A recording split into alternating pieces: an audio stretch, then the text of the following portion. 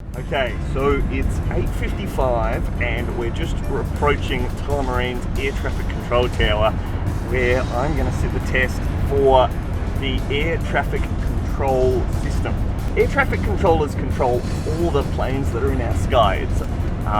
Apparently, you can't train for it, you can't do a degree, you're either born an air traffic controller or you're not. No, I'm a journalist, I'm not up to this at all. Correction. Last turn will be exactly 22 seconds on my mark.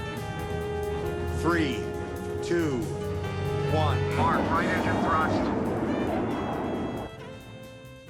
So we've just come out of Melbourne's Tullamarine Control Tower, which is a really remarkable space. Up on the top floor up there in the second control tower, there are 4 air traffic controllers who are controlling the takeoff and landing just at Melbourne Airport.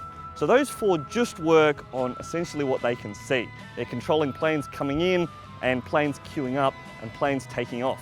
But then around this complex, there are a whole bunch of other control centres that actually control about 11% of the world's airspace. So it's a huge operation.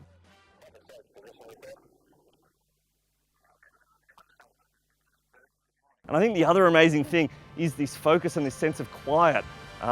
I'm distracted about 20 times a day and I can barely stay off Facebook. How on earth am I supposed to focus to land a plane? Can you describe a bit what it's like being an air traffic controller? So, I mean, they say it's like playing a game of 3-dimensional chess. I've got to be thinking 2 steps ahead. If I do one thing to a plane, is it going to affect any other aircraft later down the train? You also need to be able to think vertically as well as laterally. Do you need to be coordinated? No. I'm not the most coordinated person in real life, so I don't, and I managed to get through, so I don't think that plays into it at all. About to have a go at this simulator. Can you tell me a bit about what it's going to be and what I should expect? So it's pretty accurate. This is the old simulator we're in now, but the one that you'll be in it's pretty close to what we use every day.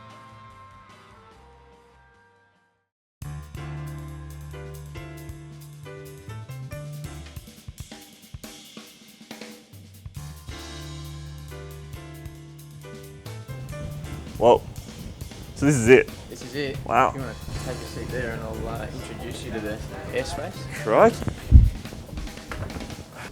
Okay, talk me through it. Okay, so the simulation that we're going to run through today is based on Adelaide Airport and the airspace around Adelaide Airport. Okay. This is the airspace we use for our conversion course training. So, and what are these? Are these flight paths coming in? The green aircraft are those that are on your frequency, so they're your jurisdiction.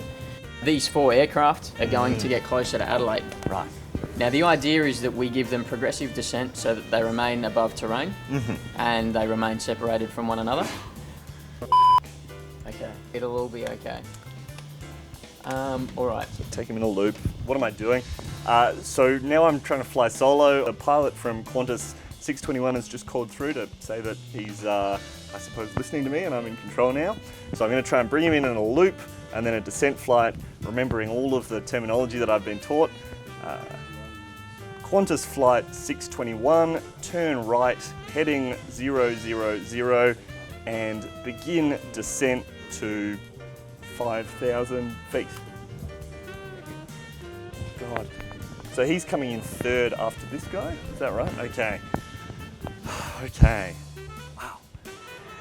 Bring him in and this guy needs to come in so I can use my route button to see oh no, I can't do that. So I need to try and take this guy out, near him north and then push him left. Oh. You're probably closer, so would you like to put him in front? Yep, okay. You can see how the teamwork is a huge part of this.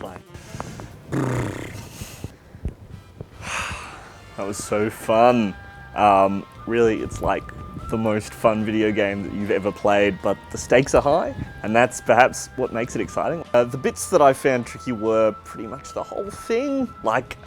It's quite difficult to do. Don't underestimate it. So you have to remember all of these call signs and all of this terminology, and I was constantly talking to my tutor and saying, how do I say this? And then I got it wrong, and the poor simulated pilots just had to clean up after me and say, well, I think I know what he means.